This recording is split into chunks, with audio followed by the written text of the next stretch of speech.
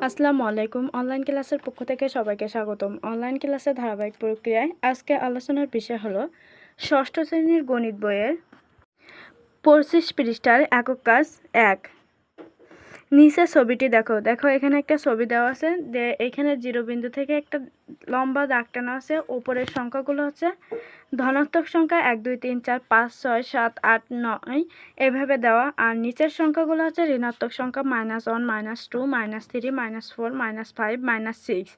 এবার ছবি থেকে পাওয়া ধারণা নিয়ে লেস দ্যান অথবা গ্রেটার দ্যান চিহ্ন দিয়ে নিচের খালিঘর পূরণ করো। এটা হচ্ছে লেস দ্যান মানে ছোট সংখ্যা বা হচ্ছে ক্ষুদ্রতম সংখ্যা চিহ্ন, আর গ্রেটার দ্যান হচ্ছে বৃহত্তর চিহ্ন। এইগুলো দিয়ে খালিঘরগুলো পূরণ করতে হবে।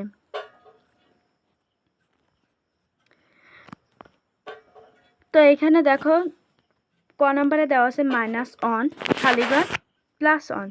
তো -1 থেকে খালিঘর হচ্ছে +1 বড়, এই জন্য চিহ্নটা এদিক ফিরে দেওয়া লাগবে। মানে এই দুই মুখ যেদিক থাকবে সেটা হচ্ছে সেই সংখ্যাটা বড়, আর এই এক মুখ যেদিক থাকে সেই সংখ্যাটা ছোট। এখানে 0 -1 এর মধ্যে বড় কোনটা? তো এখানে চিত্রটা একটু দেখো, এটা হচ্ছে 0 বিন্দু আর এটা হচ্ছে -1 বিন্দু। তো 0 বিন্দুর নিচে হচ্ছে -1 বিন্দু, এই জন্য হচ্ছে 0 বিন্দুটি বড়, এজন্য 0 দিক ফিরে দেওয়া লাগবে। -4 থেকে -9 বড়, তো -4 সংখ্যাটি হচ্ছে এই এবং -9 হচ্ছে নিচের দিকে, এই জন্য -4 সংখ্যাটি বড়, এই জন্যই -4 এর দিকে ফিরাই দেওয়া লাগবে। ঘ নাম্বার 1987 -2999। এখানে সংখ্যাটি বড় হচ্ছে 1987, কারণ এখানে হিসাব অনুযায়ী যদি মাইনাস চিহ্ন না থাকতো তাহলে 2999 সংখ্যাটি বড় হতো, কিন্তু এখানে মাইনাস সংখ্যাটি দেওয়া বিধায় হচ্ছে 1987টি বড়। আমরা জানি মাইনাস সংখ্যায় বড় সংখ্যাটি হয় হচ্ছে যে সংখ্যাটি ছোট থাকে সেই সংখ্যাটি বড় হয়, আর প্লাস চিহ্ন যে সংখ্যাটি বড় থাকে সেটাই হচ্ছে বড়। তো এখানে যেহেতু মাইনাস চিহ্ন দেওয়া আছে সেহেতু এটা 1987 বড়। -64 থেকে -59 এর মধ্যে বড় হচ্ছে -59, কারণ -59 -64 থেকে বড়। এই -59 সংখ্যাটি হচ্ছে দেখো এখানে 59 সংখ্যাটি 64 সংখ্যার থেকে ছোট, আর এখানে মাইনাস চিহ্ন আছে, এই জন্য হচ্ছে এই সংখ্যাটি বড়। মাইনাস চিহ্ন দেখবো সবসময় যে সংখ্যাটি ছোট হবে সেটা বড় হবে, আর প্লাস সংখ্যা যে সংখ্যাটি বড় হবে সেটা বড় হবে। এইখানে দেখো -1 থেকে -2 কিন্তু ছোট, তো এইখানে দেখো ছোট সংখ্যাটি হচ্ছে -1 আর এখানে হচ্ছে -2। হিসাব অনুযায়ী হচ্ছে 2টা বড় কিন্তু হচ্ছে আর 1টা ছোট, কিন্তু মাইনাস থাকার কারণে 1টা হচ্ছে বড় আর -2টা ছোট। 9 থেকে -9 বড় না ছোট? অবশ্যই ছোট, কারণ হচ্ছে -9 হচ্ছে নিচের দিকে আর +9 হচ্ছে উপরের দিকে, এজন্য হচ্ছে -9টা ছোট, চিহ্নটা এইভাবে হবে। তারপর -57 থেকে -59 বড় না ছোট? অবশ্যই -57 বড়, কারণ 59 থেকে দেখো 57 ছোট, যেহেতু মাইনাস চিহ্ন দেওয়া আছে এই জন্য 57 সংখ্যাটি বড়। -2 থেকে -59 বড় না ছোট? -2 বড়। একক কাজ 2। কোনো একটি নির্দিষ্ট দিনে বিভিন্ন দেশের 4টি স্থানে তাপমাত্রা তালিকা নিম্নে উল্লেখ করা হলো। স্থানের নাম, তাপমাত্রা, ফাঁকা কলম। ঢাকা 0 ডিগ্রি সেলসিয়াস, উপরে -30 ডিগ্রি সেলসিয়াস। যেহেতু উপরে সেহেতু হচ্ছে +30 ডিগ্রি সেলসিয়াস হবে। কাঠমান্ডু 0 থেকে 0 ডিগ্রি সেলসিয়াসের নিচে 2 ডিগ্রি সেলসিয়াস, নিচে সেহেতু হচ্ছে 2 ডিগ্রি -2 ডিগ্রি সেলসিয়াস। উপরে বললে হচ্ছে প্লাস আর নিচে বললে মাইনাস। শ্রীনগর 0 ডিগ্রি সেলসিয়াসের নিচে 6 ডিগ্রি সেলসিয়াস, তাই এখানে 6 ডিগ্রি সেলসিয়াস। এখানে রিয়াদ হচ্ছে 0 ডিগ্রি সেলসিয়াসের উপরে 40 ডিগ্রি সেলসিয়াস, তো উপরে সেহেতু হচ্ছে 40 ডিগ্রি সেলসিয়াস। এভাবে ছকটা পূরণ করে নেবে। ক নম্বর, বিভিন্ন স্থানে তাপমাত্রা উপযুক্ত চিহ্ন সহকারে পূর্ণ সংখ্যার উপরে ফাঁকা কলমে লেখো। মানে আমরা একটু আগে যে ছকটা পূরণ করলাম সেটা হচ্ছে ক নম্বরের অ্যান্সার।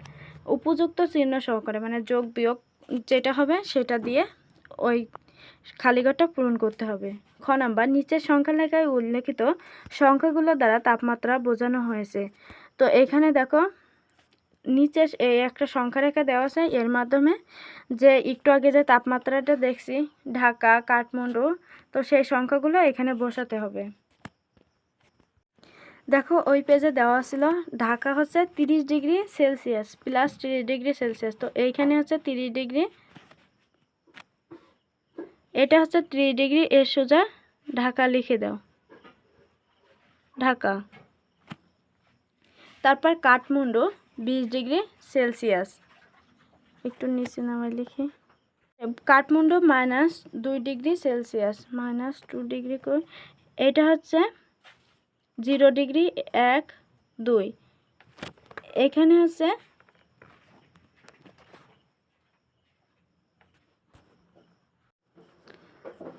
এই 2 ডিগ্রি -2 ডিগ্রি হচ্ছে কাঠমান্ডু। তারপর হচ্ছে শ্রীনগর -6 ডিগ্রি সেলসিয়াস, তো 5 বিন্দু এ আর 6 বিন্দু হচ্ছে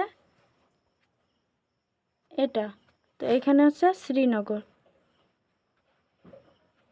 শ্রীনগর।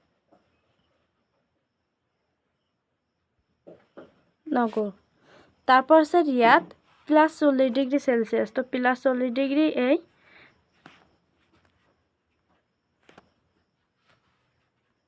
এখানে আছে রিয়াদ।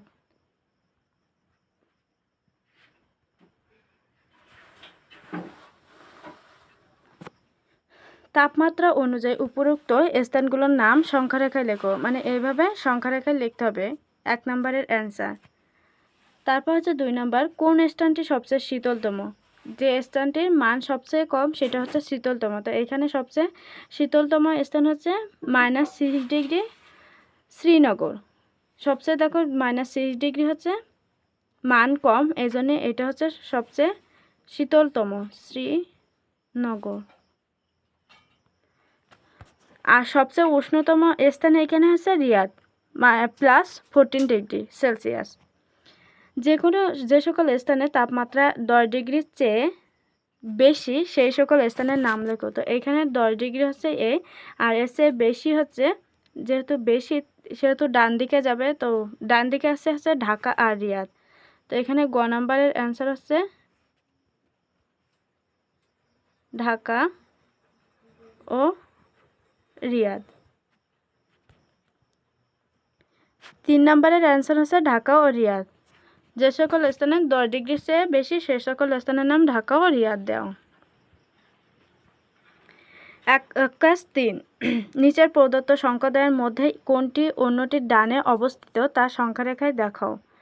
তো এইখানে কোনটির কোন ডানে অবস্থিত? এইখানে 0 বিন্দুটি এই, তো +2 বিন্দুটি হচ্ছে এইখানে, আর +9 বিন্দুটি এইখানে। তো 2 এর ডান দিকে অবস্থিত +9 বিন্দু, -2 বিন্দু ও +5, তো -2 বিন্দুটি হচ্ছে 0 বিন্দুটি এই, -2 বিন্দুটি হচ্ছে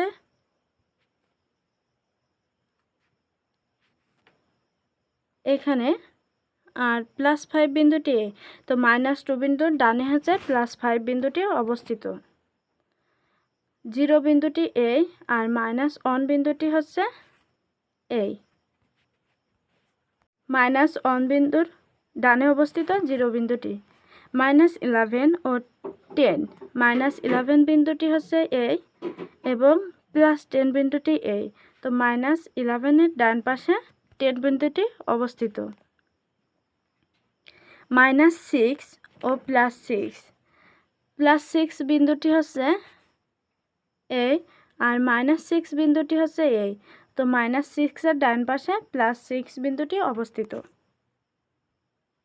এবার একক কাজ 4, নিচের বাক্যগুলোর পাশে সত্য হলে টিক চিহ্ন এবং মিথ্যা হলে ক্রস চিহ্ন দাও। প্রদত্ত বাক্যটি মিথ্যা হলে বাক্যটি শুদ্ধ করে লেখো। প্রদত্ত বাক্যটি সত্য এবং শুদ্ধ বাক্য প্রদত্ত বাক্যটি মিথ্যা হলে। সংখ্যা রেখার -10 এর ডানের -4, এটা হচ্ছে সত্য। দেখো একটা সংখ্যা রেখা, আমি এর অ্যান্সারটা খাতায় করে নিয়েছি যেহেতু স্ক্রিনে ধরবে না, উত্তরটি দেখে নিই আমরা। এখানে আছে দেখো সংখ্যা রেখায় -10 এর ডানে -4, কথাটা সত্য। দেখো এখানে একটা নিচে সংখ্যা রেখা এঁকে নিয়েছি, তো -10 বিন্দুটি এই আর -4 বিন্দুটি হচ্ছে এরকম জায়গায়। তো -10 এর ডানের দিকে হচ্ছে -10 এর ডানের পাশে হচ্ছে -4, কথাটি সত্য। তো এখানে এই শুদ্ধ বাক্য না লিখলেও চলে, এটা লেখা লাগবে না। তারপরে আছে সংখ্যা রেখার -10 এর ডানে -70, কথাটি হচ্ছে ভুল। দেখো -10 বিন্দুটি এই আর 70 বিন্দুটি হচ্ছে এই, তো এর ডান দিক হচ্ছে 10 এর ডান দিক হচ্ছে এই, কিন্তু 70 ডান দিক হচ্ছে এই, আর 10 এর বাম দিকে হচ্ছে 70 বিন্দুটি, তো হচ্ছে এখানে ভুল। এজন্য হচ্ছে লিখতে হবে যে সংখ্যা রেখার ক্রস চিহ্ন দিয়ে লিখতে হবে যে সংখ্যা রেখার -70 এর ডানে -10, এখানে -70 এই আর -10 এই, তো -70 এর ডান দিকে -10 বিন্দুটি, সবচেয়ে ছোট ঋণাত্মক পূর্ণ সংখ্যা -1, ভুল কথাটি, কারণ আমরা জানি সবচেয়ে ছোট সংখ্যা হচ্ছে সবচেয়ে মাইনাস চিহ্নে সবচেয়ে বড় সংখ্যা হয়। তো এখানে দেখো ঋণাত্মক সংখ্যা হচ্ছে, আমি অন্য কালি নিয়ে দেখাই। এইখানে মনে করো -1টি হচ্ছে এই বিন্দুতে, তো এইখানে হচ্ছে -1, তো সবচেয়ে ঋণাত্মক সংখ্যা পূর্ণ সংখ্যা হচ্ছে -1 বড়। দেখো -5 এর থেকে বড় হচ্ছে -1। এদিকে দেখো 130ও ধরি, তো আমরা জানি ডান দিকে যে সংখ্যাটি থাকে সেটা হচ্ছে বড় হয়, তো -1 সবার থেকে বড়। এজন্যই ঋণাত্মক পূর্ণ সংখ্যার মধ্যে সবচেয়ে বড় সংখ্যা হচ্ছে -1। তো এখানে হচ্ছে লিখতে হবে সবচেয়ে বড় ঋণাত্মক পূর্ণ সংখ্যা হচ্ছে -1। এরপর আছে -20 আছে -26 বড়, কথাটি ভুল, কারণ -20 চিহ্নটি হচ্ছে এই আর -26টা হচ্ছে এই। তো দেখো 26-এর ডান দিকে হচ্ছে 20 চিহ্নটি আছে, তো 20 চিহ্ন সেই হিসাবে বড়। তো এখানে লিখতে হবে যে, আর তার থেকে বড় কথাটা 26 সংখ্যাটি স্বাভাবিকভাবে বড়, মাইনাস চিহ্ন বাদ দিয়ে দেখো 26 সংখ্যাটি বড়, আর এখানে 20 সংখ্যাটি ছোট। যেহেতু মাইনাস চিহ্ন আছে সেহেতু হচ্ছে 20 সংখ্যাটি বড় হবে, মাইনাস চিহ্ন থাকলে ছোট সংখ্যাটি বড় হয় এবং বড় সংখ্যাটি ছোট হয়। তো এখানে 26-এর থেকে 20 ছোট, এই জন্য 20 সংখ্যাটি বড় হবে। এখানে ক্রস চিহ্ন দিয়ে লিখে নেবে। তারপর -25 সংখ্যাটি -5 এবং 15 সংখ্যার দুটির মধ্যবর্তী স্থানে অবস্থিত। -25 সংখ্যাটি হচ্ছে এই আর -5 সংখ্যাটি হচ্ছে এই, আমি আরেকটা কালি নেই। 25 হচ্ছে এই সংখ্যাটি আর হচ্ছে 5 হচ্ছে এই সংখ্যা, আর +15 সংখ্যাটি এই।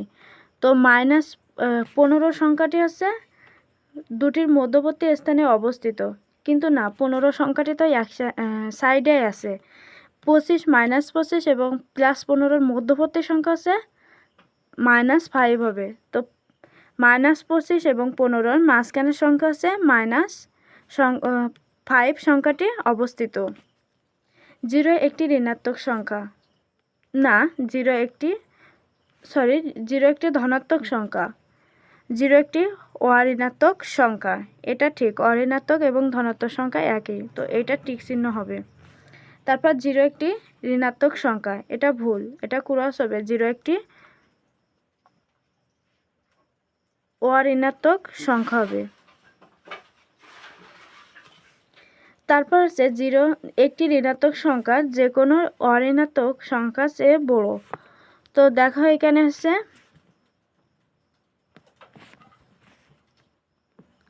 এখানে ঋণাত্মক সংখ্যা হচ্ছে এইগুলো, এই পাশেরগুলো, আর ধনাত্মক সংখ্যাগুলো এইগুলো। তো আমরা যদি স্বাভাবিকভাবে 5 ধরি, তো 5, আর এখানে হচ্ছে -5 ধরি, তো -5-এর থেকে দেখো +5 বড়, আবার +5 +10-এর থেকে -10 ছোট, এখানে +10ই বড়। আর স্বাভাবিকভাবে চিন্তা করে দেখো, এখানে যেহেতু 0 বিন্দুটি এই, তো 0 বিন্দু আর -1 বিন্দুটি হচ্ছে এরকম জায়গায়।